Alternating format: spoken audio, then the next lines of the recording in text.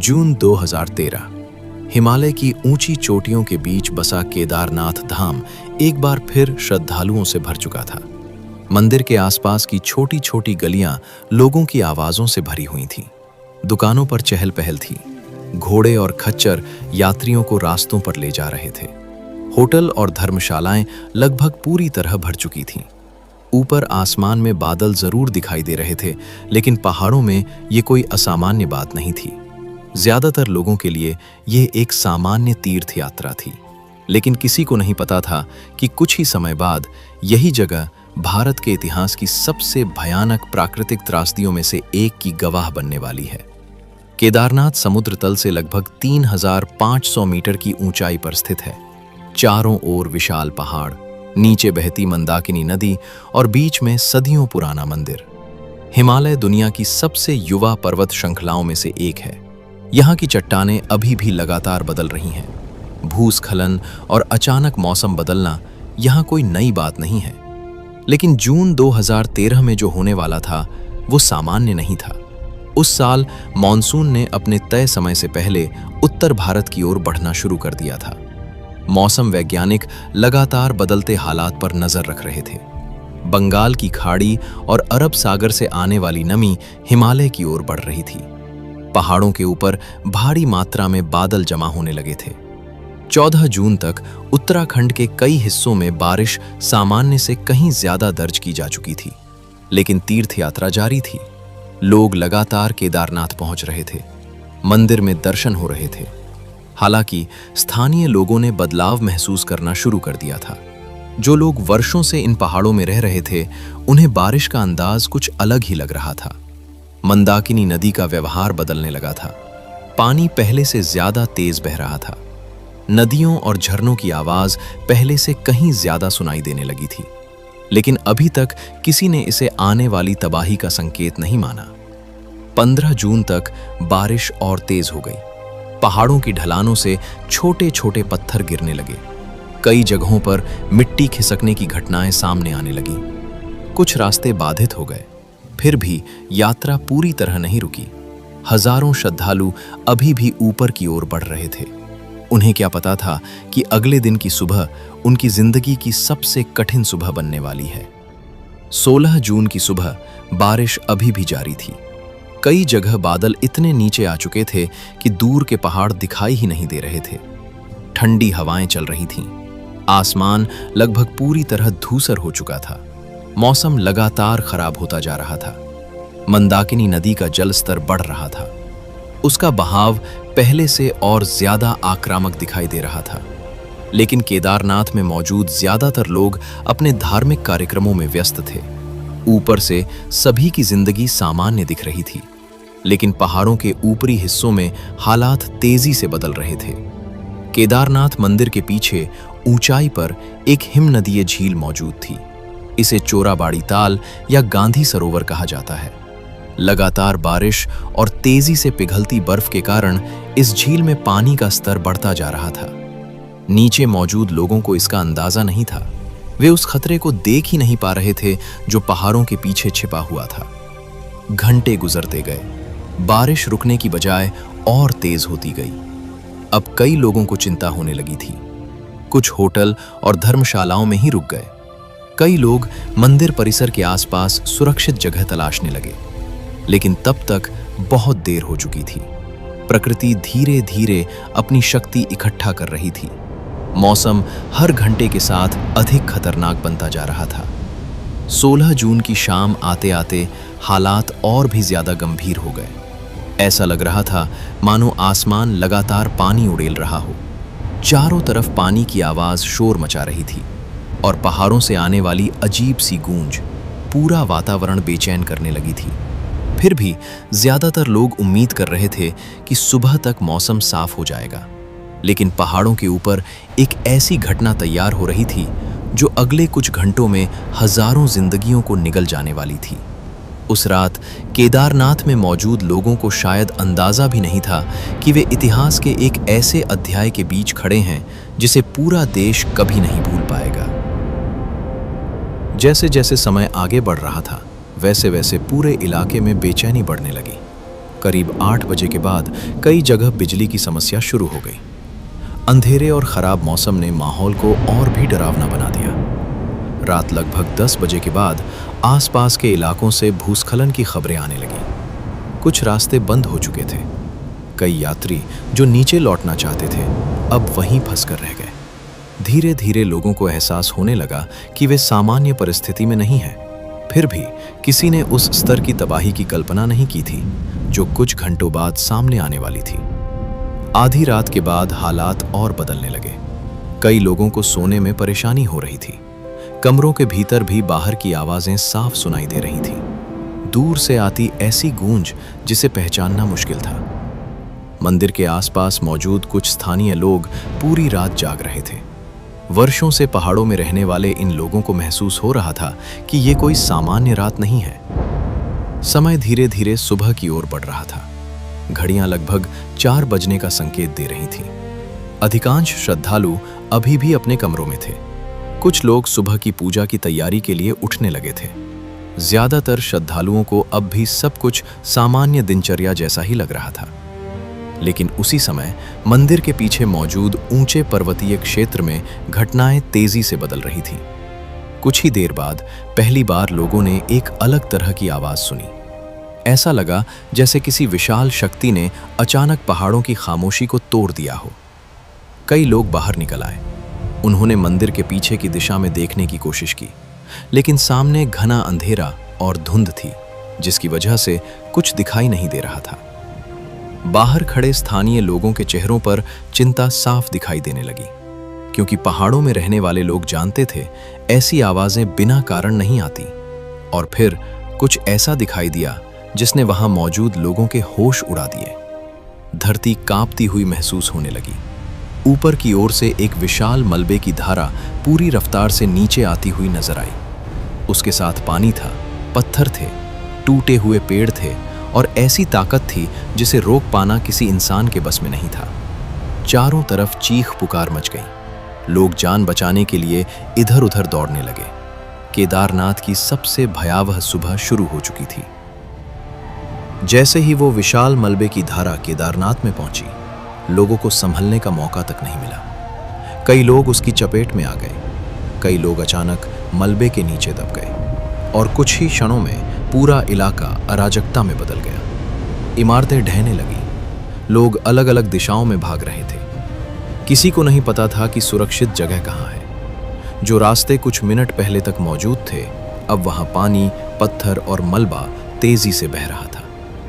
कई लोग अपनी जान बचाने के लिए भागने की कोशिश कर रहे थे, लेकिन पहाड़ों से उतरती उस विनाशकारी ताकत की रफ्तार इंसानों से कहीं ज्यादा थी।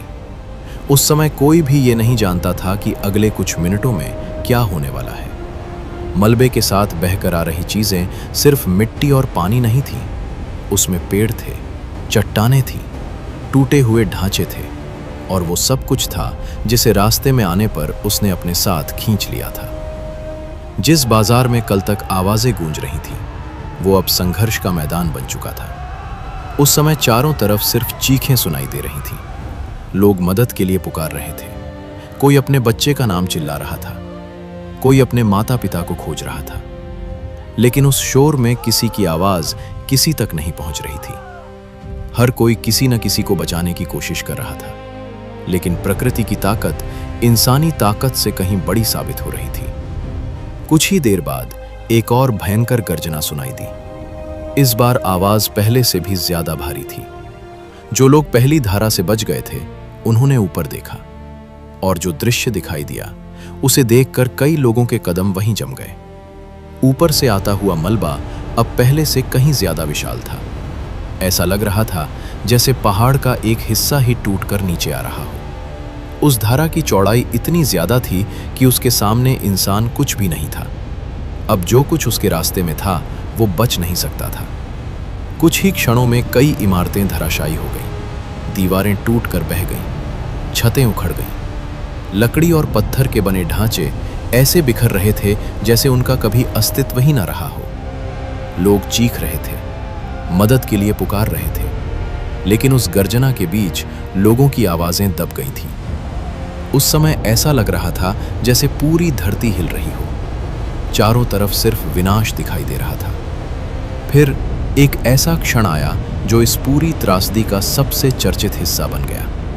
ऊपर से बहकर आती एक विशाल चट्टान मंदिर के पीछे आकर रुक गई। उसका आकार इतना बड़ा था कि उसने बहते हुए मलबे की दिशा बदल दी। मलबा दोनों तरफ फैल गया और सदियों पुराना केदारनाथ मंदिर उस भीषण प्रहार के बीच भी खड़ा रह गया।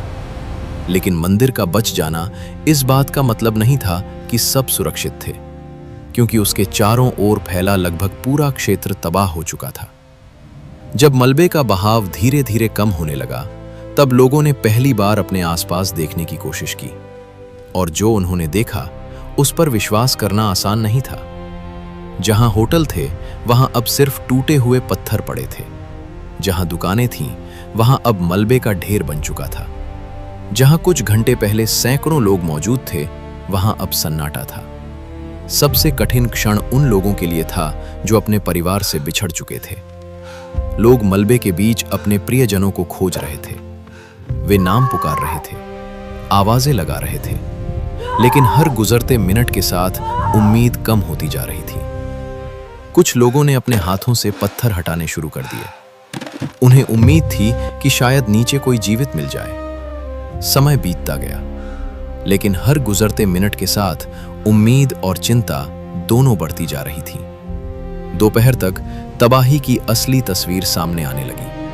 पूरा इलाका पहचान से बाहर हो चुका था। कई स्थान ऐसे थे जिन्हें देखकर यकीन ही नहीं हो रहा था कि यहां कभी एक जीवंत कस्बा हुआ करता था। लेकिन सबसे कठिन समय अभी बाकी था, क्योंकि जीवित बचे हजारों लोग अब दुनिया से कट चुके थे। न उन्हें पता था कि नीचे क्या स्थिति है, न नीचे मौजूद लोगों को पता था कि ऊपर क्या हुआ है। केदारनाथ अब एक अलग थलग पड़ा हुआ क्षेत्र बन चुका था, और वहां मौजूद हर व्यक्ति सिर्फ एक चीज का इंतजार कर रहा था, मदद का। उनके पास न खाना था, न पर्याप्त गर्म कपड़े, न इलाज, न बाहर की दुनिया से कोई संपर्क। चारों तरफ पहाड़ थे और बीच में फंसे हुए हजारों लोग। कुछ लोग मंदिर परिसर के आसपास इकट्ठा होने लगे, कुछ सुरक्षित जगह तलाशने लगे, कुछ घायल लोगों की मदद में जुट गए। लेकिन हर किसी की नजर बार बार आसमान की तरफ उठ रही थी। उन्हें उम्मीद थी कि कोई आएगा, कोई उनकी खबर लेगा, कोई उन्हें यहां से निकालेगा। लेकिन उस समय किसी को नहीं पता था कि नीचे की दुनिया तक इस त्रासदी की पूरी खबर पहुंचने में भी समय लगने वाला है। केदारनाथ अब सिर्फ एक तीर्थ स्थल नहीं रहा था, वो एक आपदा क्षेत्र बन चुका था, और वहां मौजूद हर व्यक्ति एक ऐसे संघर्ष की शुरुआत करने वाला था जो आने वाले कई दिनों तक चलने वाला था। 17 जून 2013 तबाही का सबसे भयानक दौर गुजर चुका था, लेकिन केदारनाथ में फंसे लोगों के लिए असली परीक्षा अब शुरू हुई थी। जहां तक भी नजर जाती वहां विनाश ही दिखाई दे रहा था। टूटे हुए भवन, बिखरे हुए सामान, पत्थरों और कीचड़ से भरी जमीन, और उन सब के बीच हजारों लोग जो अभी भी समझने की कोशिश कर रहे थे कि उनके साथ आखिर हुआ क्या है।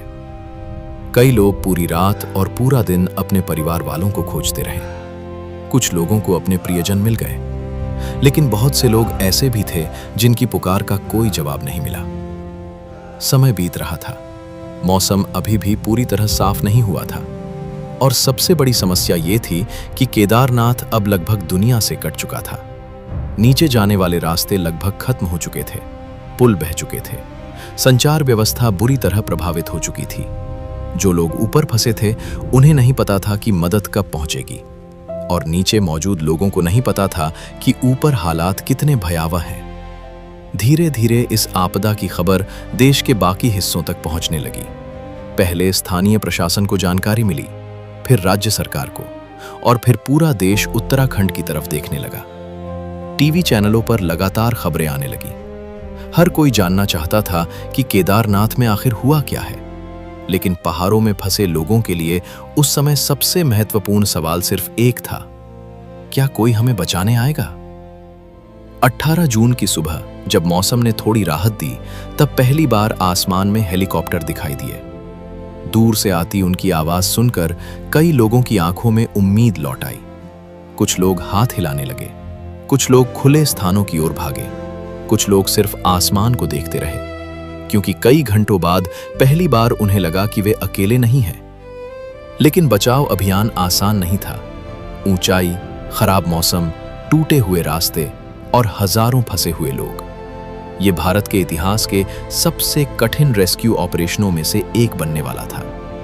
भारतीय सेना, भारतीय वायुसेना, आईटीबीपी, एनडीआरएफ और कई अन्य एजेंसियां राहत और बचाव कार्य में जुट गईं। हेलीकॉप्टर लगातार चक्कर लगाने लगे। फंसे हुए लोगों को सुरक्षित स्थानों तक पहुंचाने की कोशिश शुरू हुई। लेकिन समस्या ये थी कि जिन लोगों को निकालना था, उनकी संख्या बहुत ज्यादा थी और समय बहुत कम। कई जगहों पर सैनिकों को पैदल पहुंचना पड़ा, कई किलोमीटर तक मलबे और टूटे हुए रास्तों के बीच चलकर। कई बचाव कर्मियों ने बाद में बताया कि उन्होंने अपने जीवन में ऐसा दृश्य पहले कभी नहीं देखा था। हर तरफ तबाही थी, हर तरफ मदद की जरूरत थी और हर तरफ ऐसे लोग थे जिन्हें उम्मीद थी कि कोई उन्हें यहां से निकाल ले जाएगा।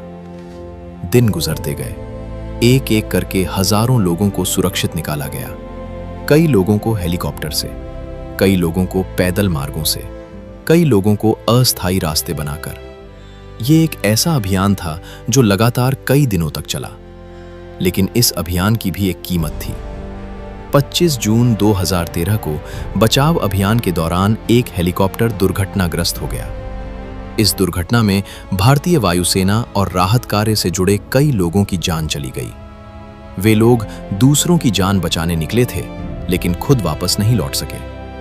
ये घटना इस पूरी त्रासदी के सबसे दर्दनाक अध्यायों में से एक बन गई।